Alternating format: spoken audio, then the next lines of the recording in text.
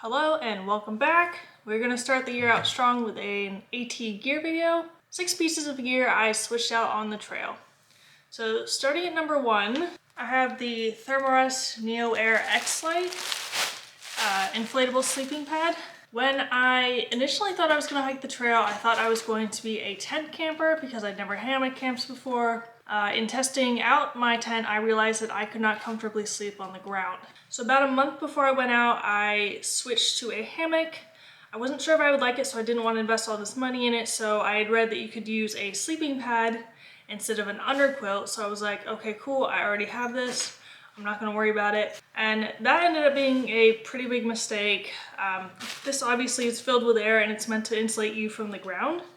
And if you're up in a hammock, you're not on the ground, so I was absolutely freezing. I had posted on a Facebook group for Thru hikers just asking for recommendations of how to keep myself warm until I was able to get an underquilt.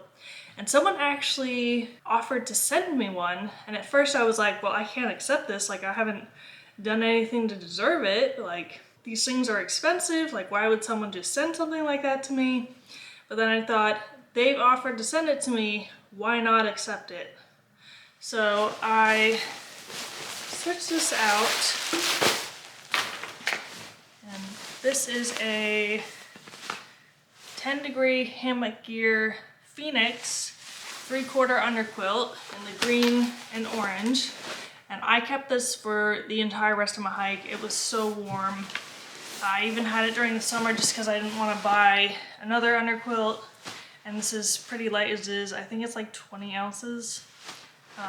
If I'd had more time and more forethought, I probably would have gotten an even lighter one.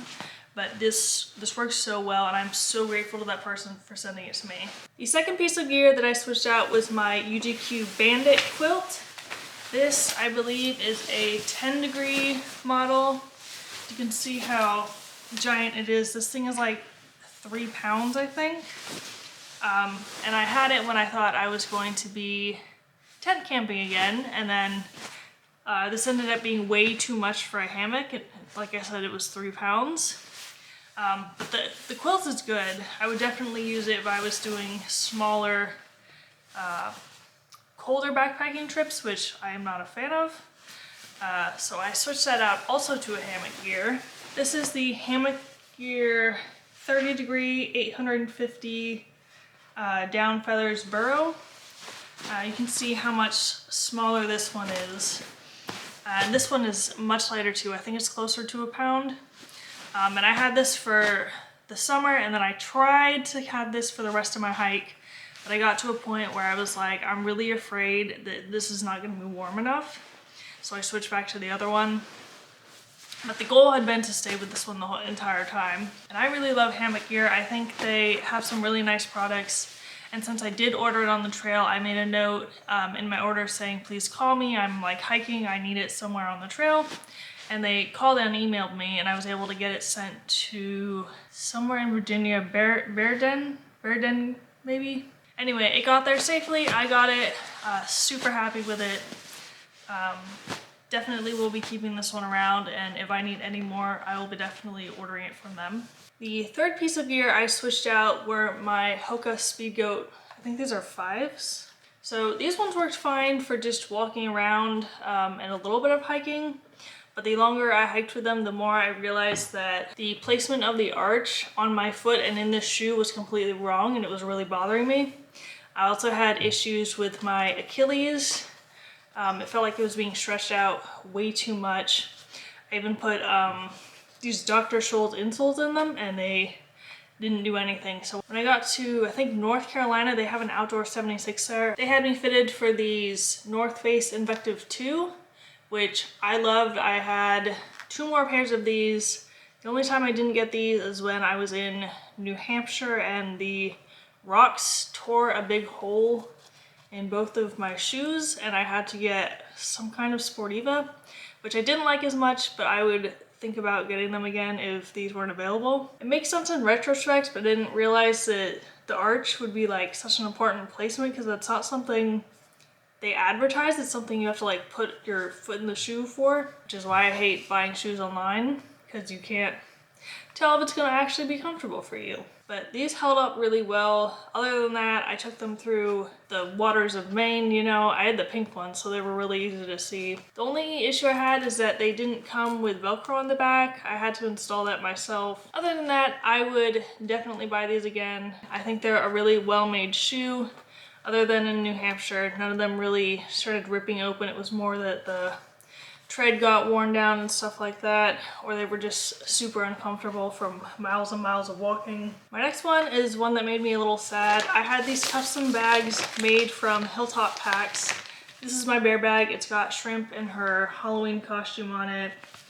I absolutely loathed hanging this at camp every night.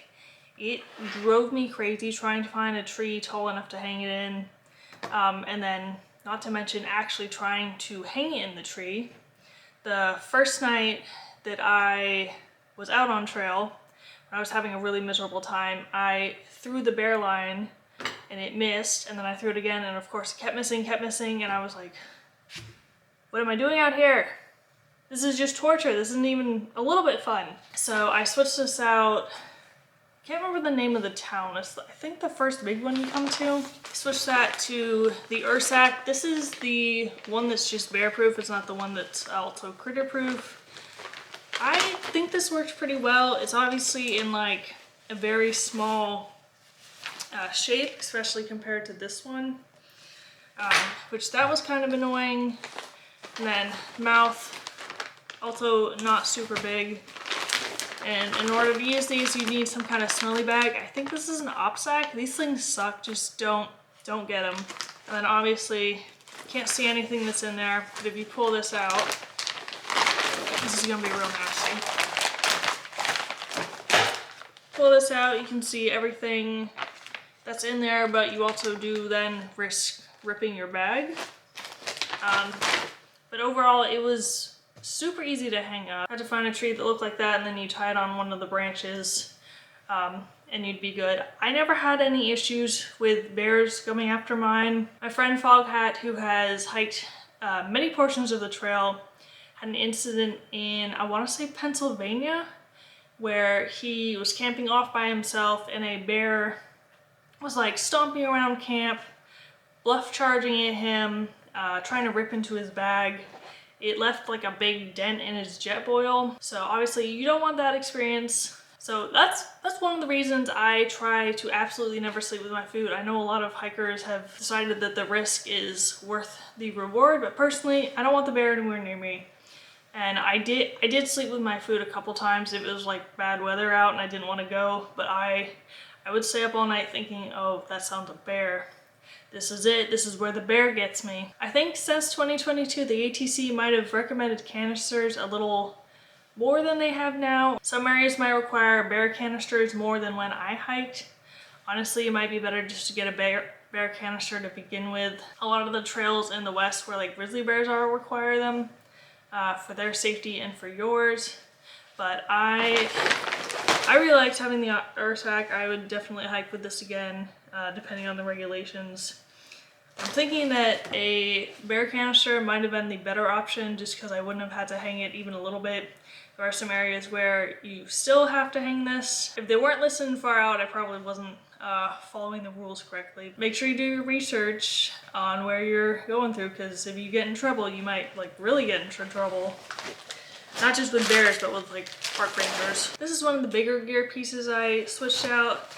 This is the Hyperlight mountain gear. I think it's the Southwest model. Admittedly, I was blinded by the shiny newness, and all of the vloggers I followed were like, oh, we have this pack. And I will say that it is a good pack, but you have to be ultralight. You cannot have more than like 20 pounds on this, or it is very uncomfortable. The issue that I had is that it would like lean back, and the load lifters on my Osprey, which is what I switched to in Hot Springs, helped a lot. As much as I think this is a good pack, I'm probably going to end up selling this one just because I don't think I'm ever going to have a base weight that low. If you can get your weight down that low, I think it's a really great pack. It had some waterproofing to it, and it has fairly large pockets on the side. which my Osprey does not have. And even like this is really simple because you don't have like the extra thing of the brain. There's only so many places you can put things. I definitely had an issue where I would put something in a pocket and then later I'd be like, what did I do with that?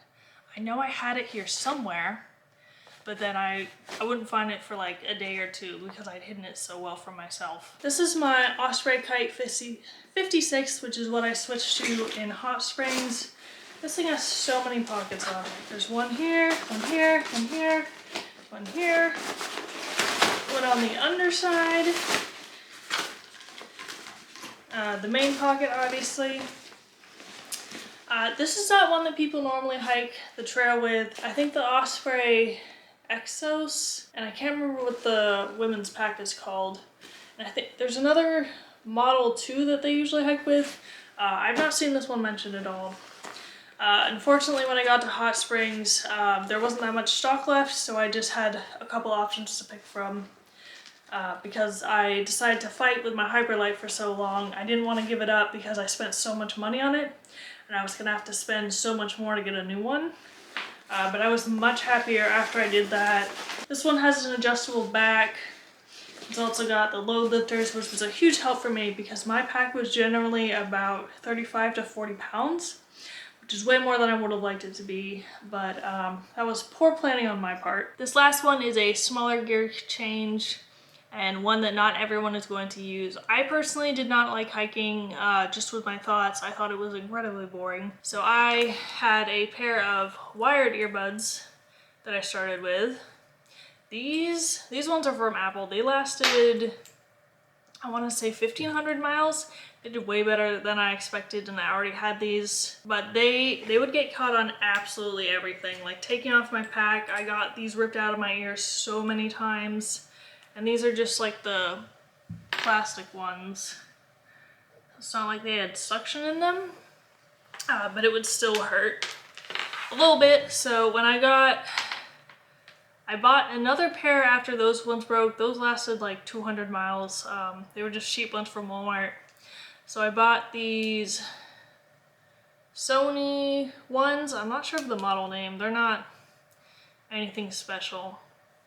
But these do have the like suction on the earbuds, which was really fun. When you're hiking, you don't want to wear both because you could run into a bear or something, not realize it until it's too late.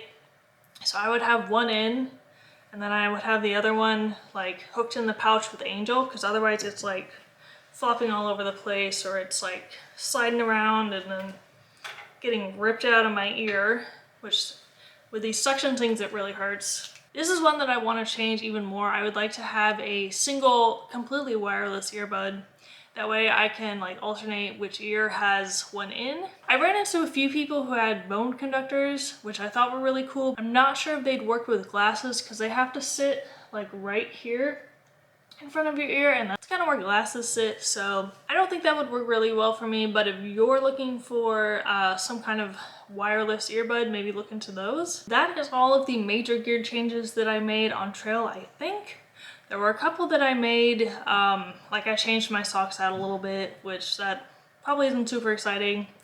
I ended up changing the pants that I was using because when I got my pack at Hot Springs, my pants just straight up disappeared. I still to this day have no idea what happened to them. I think I took them out of my pack and put them on the ground and then forgot to put them back in, and someone was like, oh cool, free pants, which they were dirty and nasty. They hadn't been washed in like 4 days. Thank you for watching all the way through. Likes and comments really help me and let me know that you're enjoying my content. Thank you so much, and I will see you in the next one.